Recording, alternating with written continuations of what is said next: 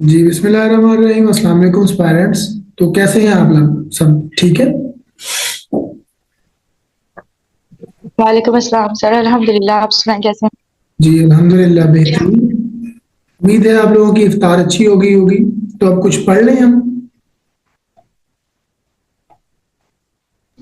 जी sir.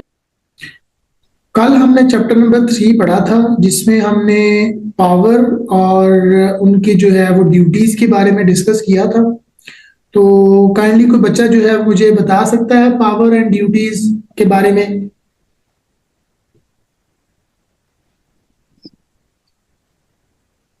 Anyone else?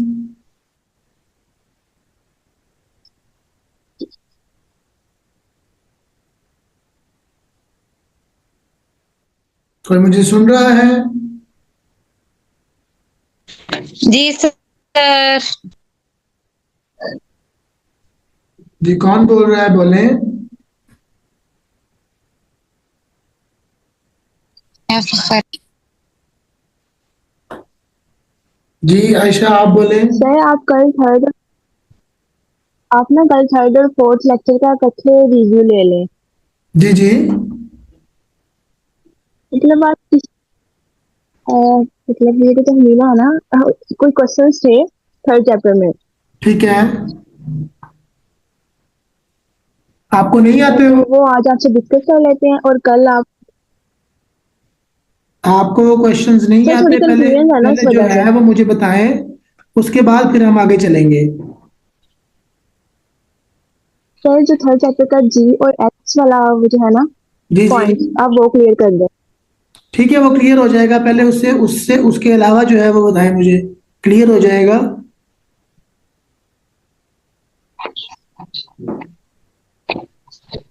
जल्दी से बताएं।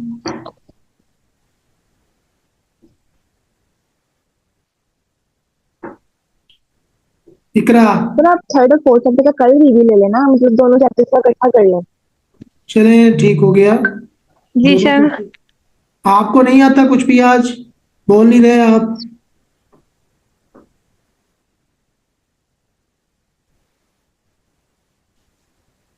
बोले। सर आता है। तो आप बता भी नहीं रहे, खामोश क्यों? पढ़ा था मैंने, आता है मुझे। आता है आपको? तो बताएं फिर। पावर एंड लाइबिलिटीज क्या होती हैं? हाँ सर, वो कुछ जी वो कुछ लाइबिलिटीज क्या होती हैं, लाइबिलिटीज?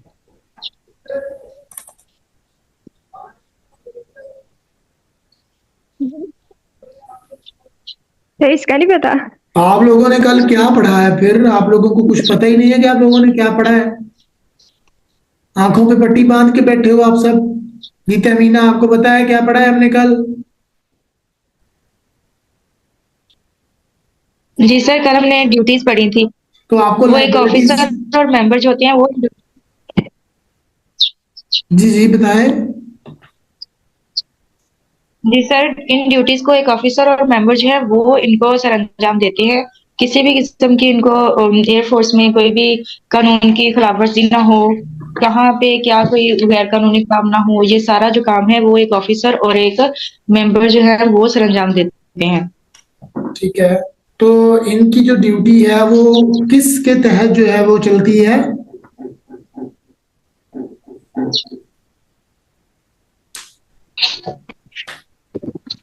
किस सर सर्टिफिकेट ये के? सारी ड्यूटीज जो है वो जनरल और ये एएसएफ एक्ट के तहत ही चलती हैं सर।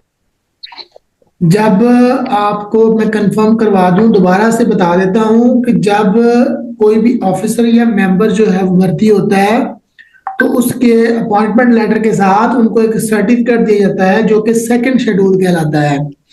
उस सेकंड शेड्यूल में उस ऑफिसर या मेंबर की डेजिग्नेशन के हिसाब से उसकी जो है वो ड्यूटीज लिखी होती हैं कि आपको ये ड्यूटीज जो है परफॉर्म करनी है। आप यहाँ पे साइन करें। जब वो बंदा साइन कर देता है तब वो उन चीजों का पाबंद हो जाता है, जिम्मेदार हो जाता है। ये चीजें लाइबिलिटीज और ड्यूटी परफॉर्मिंग में ही आती हैं। ठीक है। जी सर। अभी आप लोगों जी को सर, एक क्वेश्चन था कि पूछे।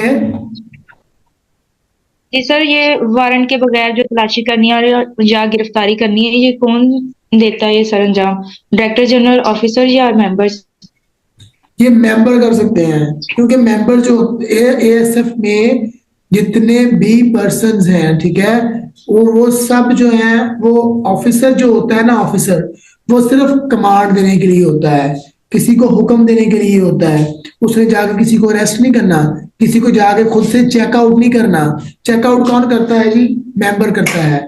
मेंबर चेकआउट करता है, और मेंबर ही जो है वो आगे उसको अरेस्ट कर सकता है कि फलां बंदा जो है उस पर मुझे सस्पेक्ट है, मुझे उस पर शक है, उसको जरा देखो। या अगर ऑफिसर को कह दे कि फलां बंदे को मुझे शक है, जाओ जरा फेमिना जाके जरा देखो उसे, कौन है वो, आप जाके चेक करो। तो मेंबर साहब जा रहे हैं जी, और जाके उसको जी सर, मैं ले रहे हैं, तलाशी ले रहे हैं उसकी, ठीक है। तलाशी लेने के बाद फिर उसको जो है वो कहते हैं हैंड्स डाउन, हैंड्स अप, ठीक है। और इसके अलावा उनको शूट शूट का भी ऑर्डर होता है टेररिज्म एक्ट में,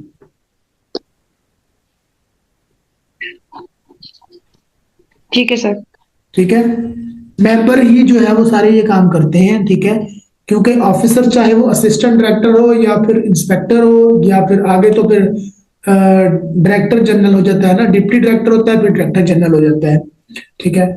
तो ये तो ऑफिसर्स कहलाते हैं, ये तो सिर्फ और सिर्फ ड्यूटी परफॉर्मिंग ही करवाते हैं, या फिर इनको जो ड्यूटीज मिलती हैं ये अपने जो जूनियर्स हैं उनसे ये ड्यूटी करवाते हैं।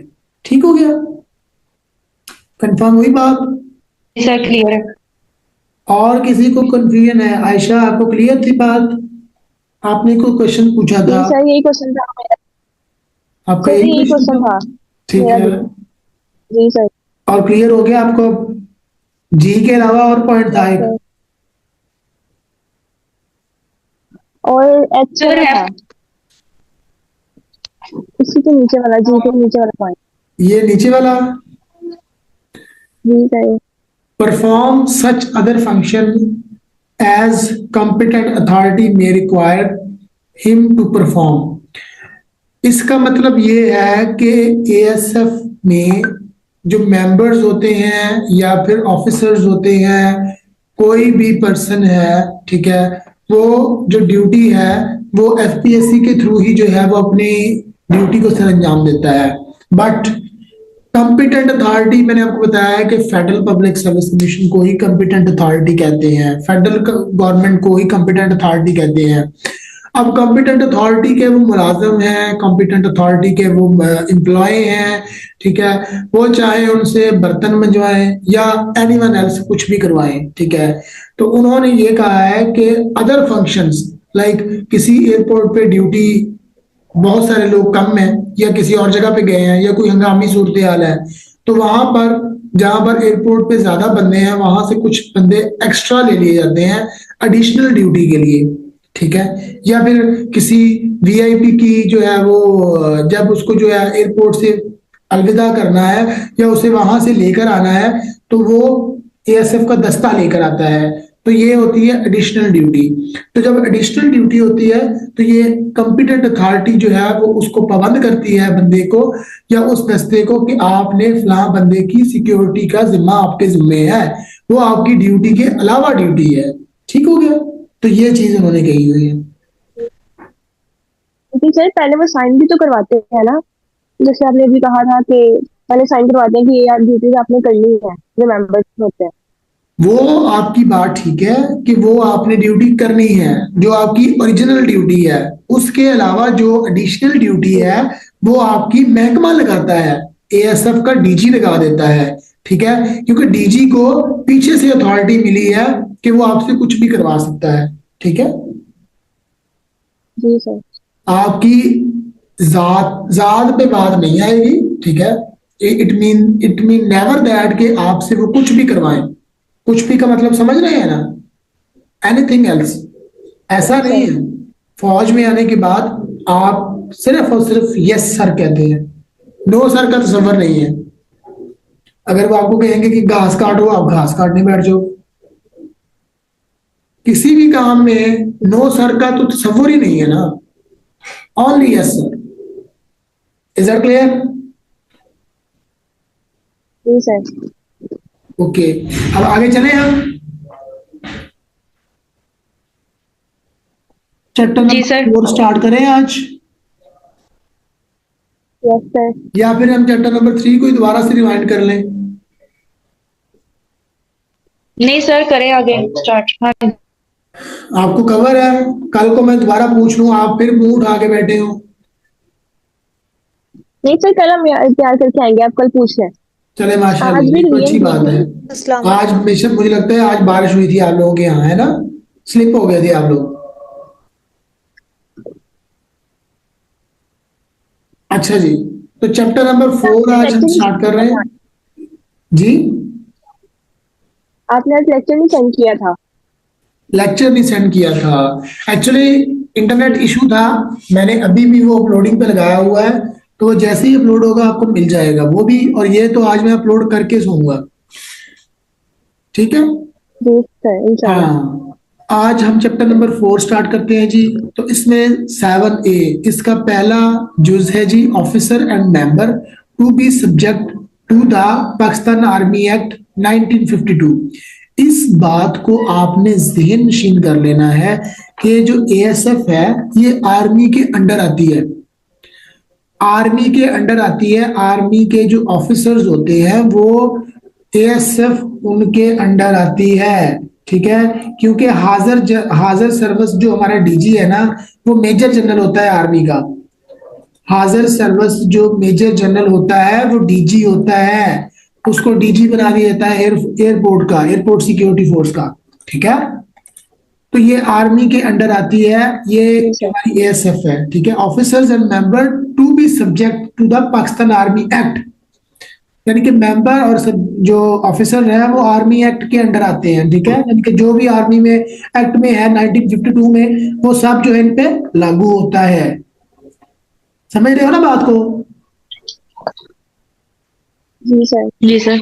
अच्छा, तो उसके बाद फिर every officer and member of the force shall unless is already so subject be subject to the Pakistan army act 1952, ठीक है? Hereafter in this chapter refer to as this act, ठीक है? यही चीज उन्होंने बार बार जो है वो बताई है कि जितने भी मेंबर हैं, ऑफिसर्स हैं, चाहे वो कहीं भी हैं, ठीक है? चाहे वो अंदरूने मुल्क हैं या बैरूने मुल्क हैं, लेकिन वो ड्यूटी कर रहे हैं, तो उनके ऊपर जो है आर्मी एक्ट जो है वो लागू होता है। ठीक हो गया जी? उसके बाद हमारे पास सेकंड पॉइंट है जी, द डायरेक्टर जनरल। यहां पे एक ब्रेक लगाई है उन्होंने, द डायरेक्टर जनरल। अगर आपको क्वेश्चन आ सकता है द डायरेक्टर जनरल, आगे 4 ऑप्शन दे देगा, shall in respect of all officer and member, shall in respect of all officers, shall in respect of all member, shall in respect of assistant, shall in respect of assistant director. तो आप ये इस चीज को note down कीजिएगा कि आपने ये पढ़ा है, ठीक है? आपको ये पता है कि shall in respect of all officer and member of the force, ठीक है? यानी कि डायरेक्टर जनरल जो होता है उसके ऊपर ये लाजिम है कि वो हर ऑफिसर और मेंबर को इज्जत से बुलाए, इज्जत से बात करे। जाहिर सी बात है ना, गिव रिस्पेक्ट टेक रिस्पेक्ट, ठीक है?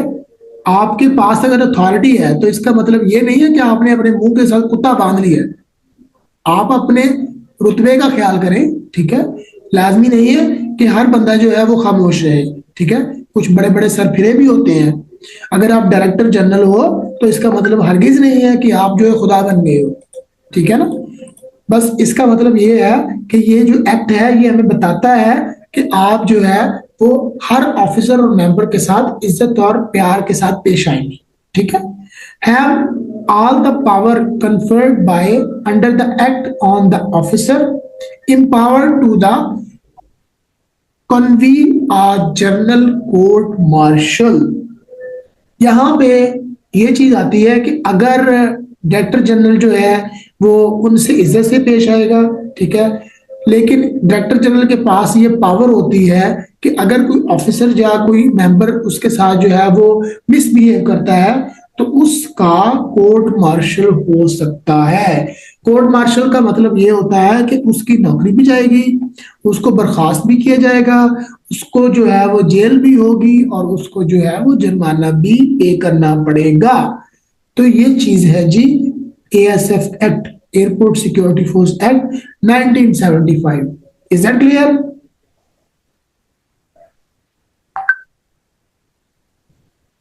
आप यस लोग सर। बोलो भी, आप लोग सुनते क्यों नहीं है? मेरी आवाज लेट आती है आप लोगों को? आप लोग क्या साइबेरिया के इलाके में पाए सही जाते है। हो जहां पर आवाज जो है वो मनफी दर्जा हरारत में जाती है? सर अच्छा, ये ऊपर तो हमने 1952 पढ़ा है। ये आर्मी एक्ट है, ये आर्मी एक्ट है, पाकिस्तान आर्मी एक्ट। और हम पढ़ रहे हैं एएसएफ एक्ट, ठीक है? हम पढ़ रहे हैं एएसएफ एक्ट, जी ठीक। ठीक है ना? एएसएफ एक्ट हाँ जी। 1975, समझ रहे हो ना?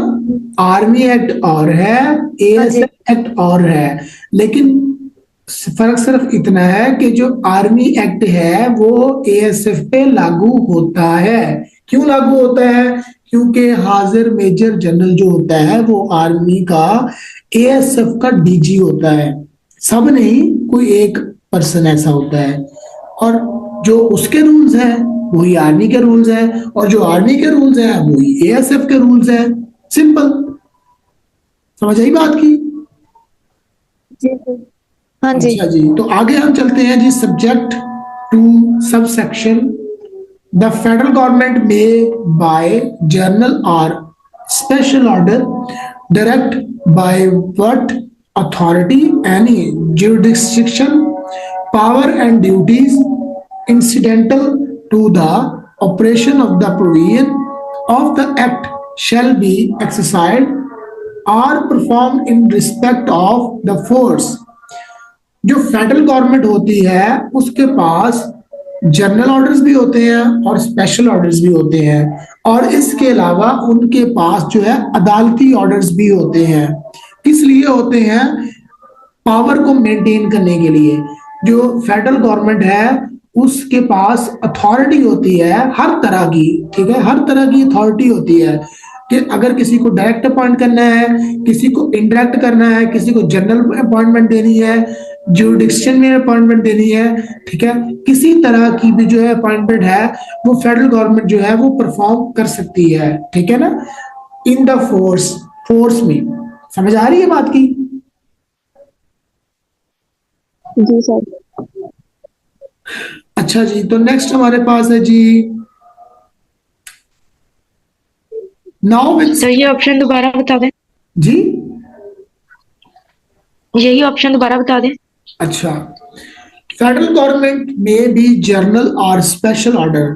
फेडरल गवर्नमेंट के पास जो है वो जर्नल और स्पेशल ऑर्डर्स हो सकते हैं, होते हैं, ठीक है? By direct by what authority any jurisdiction, ठीक है? इसका मतलब ये है कि फेडरल गवर्नमेंट के पास जनरल और स्पेशल ऑर्डर्स होते हैं अपॉइंटमेंट के, ठीक है? जो कि कानूनन भी हो सकते हैं और जो किसी डिस्पोजल पे भी हो सकते हैं, ठीक है? और duty incidental to the operation of the provision act, ठीक है? मतलब ये कि पीछे एक बच्चे ने सवाल किया था कि सर आप तो ये कह रहे थे कि वो एक सेकंड शेड्यूल है उसमें जो ड्यूटीज दी होती हैं उसके मुताबिक ही इसको हम तो उन ड्यूटी को परफॉर्म करेंगे। यहाँ पर उसको जो है ये क्वेश्चन में हम क्लियर कर देते हैं। ये जो है लास्ट पॉइंट है, इसमें क्लियर हो जाता है कि फेडरल गवर्नमेंट के पास कानूनी कार्रवाई होती है और वो उनके पास कोर्ट के स्टे ऑर्डर्स भी होते हैं कि अगर किसी की हादसाती ड्यूटी भी लग जाए, ठीक है?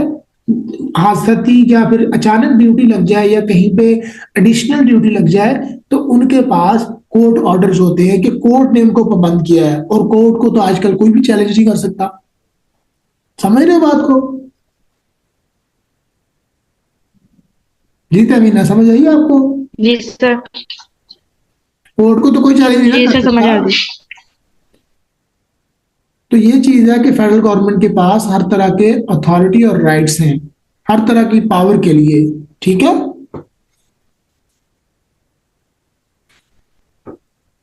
जी सर ठीक है। हाँ जी, तो नेक्स्ट हम चलते हैं। Now with standing any other contained in any other law for time being in the force except the authority specified in subsection. अब यहां पर अब जो आगे सेक्शन दिए हैं, section number 1 and 2 of section, ये इसको बेशक ना पढ़े, ठीक है, ये आपको सिर्फ सेक्शंस के बारे में बताया गया है, ठीक है, और इतना लंबा चौड़ा वो आता भी नहीं है पेपर में। पेपर में जस्ट ये आपको इतना जो है वो कम्प्लेक्स और पेचीदा किस्म का पेपर वो नहीं देगा, ठीक है।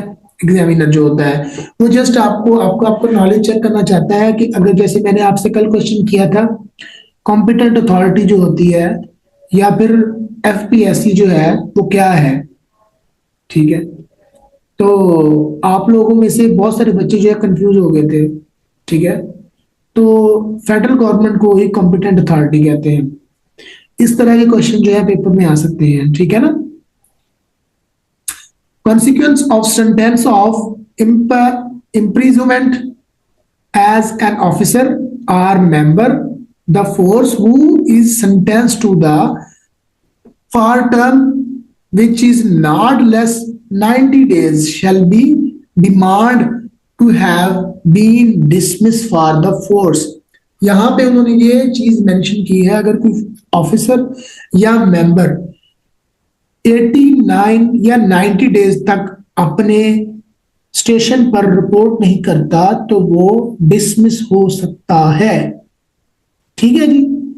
Suspension, any officer shall be competent to suspend in the prescribed manner a member of force working under him for any misconduct, remissness and negligence in the discharge of his duties। मैंने आपको एक चीज बताई थी, जरा दोबारा से पीछे रिवाइंड करें अपने माइंड्स को। मैंने ये बताया था कि डायरेक्टर जनरल जो है पूरी होल एएसएफ को कंट्रोल करता है और एक एयरपोर्ट के ऊपर जो है असिस्टेंट डायरेक्टर्स होते हैं, उनके नीचे जो है वो इंस्पेक्टर्स होते हैं, इंस्पेक्टर्स के नीचे जो है मेंबर्स होते हैं। अब जो इंस्पेक्टर है, एक इंस्पेक्टर के पास जो है 50 लोग हैं या एक इंस्पेक्टर के पास 6 या 7 लोग हैं और 6-7 जो है उनको उसने डिफरेंट काम दिए हैं, तो डिफरेंट काम में से एक बंदा जो है उसने उसके साथ जो है मिसकंडक्ट किया। मिसकंडक्ट का मतलब ये है आम जुबान में उसे गालियां दी हैं, तो क्या वो बर्दाश्त करेगा? एक ऑफिसर होने के नाते क्या वो बर्दाश्त करेगा इस बात को? वो उसको डिसमिस करेगा एट दिस स्पॉट। उसके पास ये अथॉरिटी होगी, any officer shall be competent to suspend in the prescribed manner member of force working under him for any misconduct and remissness and or negligence in the discharge of his duty। समझ आ रही है बात की? उसके बाद फिर हमारे पास नेक्स्ट पॉइंट है जी, place of imprisonment। If a member of the force sentenced under the act imprisonment for term shorter than 90 days also dismiss and shall be imprisonment the nearest prison or such other prison of the federal government may। इसका मतलब ये है कि अगर कोई बंदा जो है वो 90 डेज तक अगर उसके ऊपर कोई जो है वो इस तरह का कोई इल्जाम लगा है या कोई उसके साथ मामला हुआ है, ठीक है, वो 90 डेज तक रिपोर्ट नहीं करता, ठीक है, 90 डेज तक रिपोर्ट नहीं करता, देन फिर उसके खिलाफ सख्त एक्शन लिया जाएगा और फिर उसको जो है जेल में भी बंद किया जाएगा, या वो आम जेल हो सकती है या वो आर्मी की जेल हो सकती है, ठीक है, फेडरल गवर्नमेंट की जेल हो सकती है, ठीक है। बाय द जनरल ऑर्डर, ये वही चीज है, जनरल ऑर्डर जो है और स्पेशल ऑर्डर्स जो है, डायरेक्टर जनरल जो है इन ऑर्डर्स को जो है वो साइन कर देता है, ठीक हो गया जी। Capture of desert, capture of deserts, whenever any person subject to the act desert, the chief of security officer shall give written information of the desert to such civil authorities in the opinion may be able to assistance toward the capture of deserts, and the such authority shall thereupon take steps for the appearance of the said there deserters. ठीक है, तो ये चीज जो है इसमें बताया गया है कि जो चीफ सिक्योरिटी ऑफिसर है वो रिटर्न में इंफॉर्मेशन देता है सिविल अथॉरिटीज को। क्या इंफॉर्मेशन देता है कि अगर कोई बंदा ये जो एक्ट है, ठीक है, डेजर्ट एक्ट है, उसके ऊपर जो है अमल दरामद नहीं करता तो उसको भी पकड़ के उसके ऊपर जो है वो कानूनी कार्रवाई की जा सकती है। ठीक है, उसके ऊपर भी कानूनी कार्रवाई होगी और उसको भी जेल हो सकती है। ठीक हो गया जी। ये आपको पढ़ाने का मकसद सिर्फ और सिर्फ इतना है कि आपके ये माइंड में बैठ जाए। ठीक है, बट इतने जो है वो लंबी चौड़ी ये मैंने आपको जो पढ़ के सुनाई है, इतनी लंबी चौड़ी दास्तान जो है वो पेपर में कतई नहीं आती, बिल्कुल ही नहीं आती। ठीक है, एनी पुलिस ऑफिसर में arrest without any warrant person home. मैंने आपको कल एक बात बताई थी, मैंने आप लोगों से ये कहा था कि जब एयरपोर्ट के अंदर चाहे वो यूनिफॉर्म पर्सन हो, चाहे वो सिविल पर्सन हो, चाहे वो एजुकेशन डिपार्टमेंट का सीईओ हो, चाहे वो एनीवन एल्स, कोई भी पर्सन हो, ठीक है, यूनिफॉर्म पर्सन, खासतौर पर यूनिफॉर्म पर्सन, या आप इस चीज को याद कर लें, यूनिफॉर्म पर्सन। ठीक है, तो यूनिफॉर्म पर्सन जो है सिवाय एएसएफ के उसको अरेस्ट किया जा सकता है अगर कोई वो मिसकंडक्ट करता है तो। ठीक है, अगर कोई वो मिसकंडक्ट करता है तो उसको अरेस्ट किया जा सकता है, उसको जो है वो टाइमली अरेस्ट करके उसकी जो है वो अच्छे तरीके से खातिरदारी की जा सकती है। यहाँ पर यही लिखा हुआ है, any police officer arrest without any warrant, ठीक है, whom reasonably believe to the subject act the desert और absentee without leave or bring without delay before the nearest magistrate to the delete with the according to the law।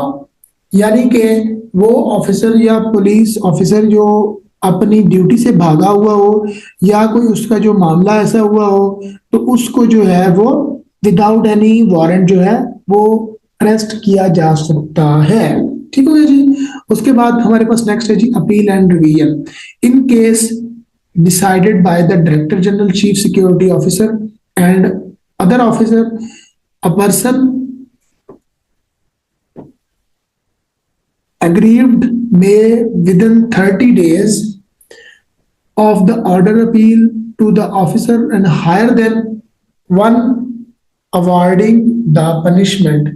इसका मतलब ये है कि अगर किसी के ऊपर कोई जो है वो सजा मुरतब होती है डायरेक्टर जनरल की तरफ से या चीफ सिक्योरिटी ऑफिसर की तरफ से, कोई उनको सजा मिलती है तो उसके पास 1 मंथ का टाइम होता है जी। 1 मंथ के अंदर अंदर वो अपने जो है वो तमाम मामला जो है उसको क्लियर करे, अपील करे और अपना जो है वो केस उसको रिव्यू करवाए या अपनी फाइल जो है रीओपन करवाए। अगर तो कोई मामला ऐसा होगा तो शायद वो अपनी पनिशमेंट से बच जाए। ठीक हो गया जी। यहां तक किसी बच्चे को कोई समझ नहीं आई हो तो पूछ ले।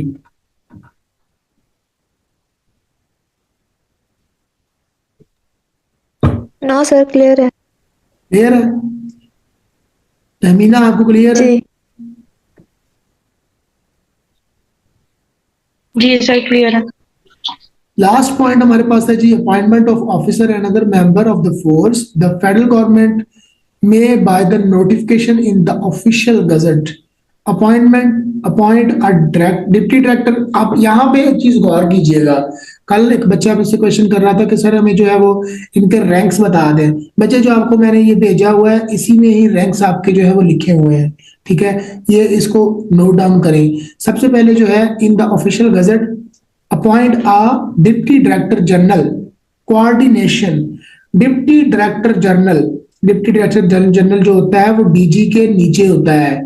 ठीक है, कोऑर्डिनेशन जो कोऑर्डिनेटर होता है, a such number of directors deputy director. ठीक है, और इसके नीचे फिर डिप्टी डायरेक्टर जनरल के नीचे डिप्टी डायरेक्टर्स होते हैं। Deputy director simple deputy director, general नहीं। ठीक है, और उसके नीचे फिर असिस्टेंट डायरेक्टर्स होते हैं, और फिर assistant director and deputy directors it may think fit and, यहाँ पे ये बताया है कि ऑफिसर्स की जितनी भी अपॉइंटमेंट है वो फेडरल गवर्नमेंट जो है वो ऑफिशियल गजट के थ्रू करता है, चाहे वो डिप्टी डायरेक्टर है, डायरेक्टर जनरल है, डिप्टी डायरेक्टर जनरल है, ठीक है, जो कि असिस्टेंट होता है डायरेक्टर जनरल का, उसके नीचे फिर डिप्टी डायरेक्टर है, फिर असिस्टेंट डायरेक्टर है, और असिस्टेंट डायरेक्टर के नीचे फिर इंस्पेक्टर है। यहां तक हमारे ऑफिसर्स जो है वो कंप्लीट हो गए हैं।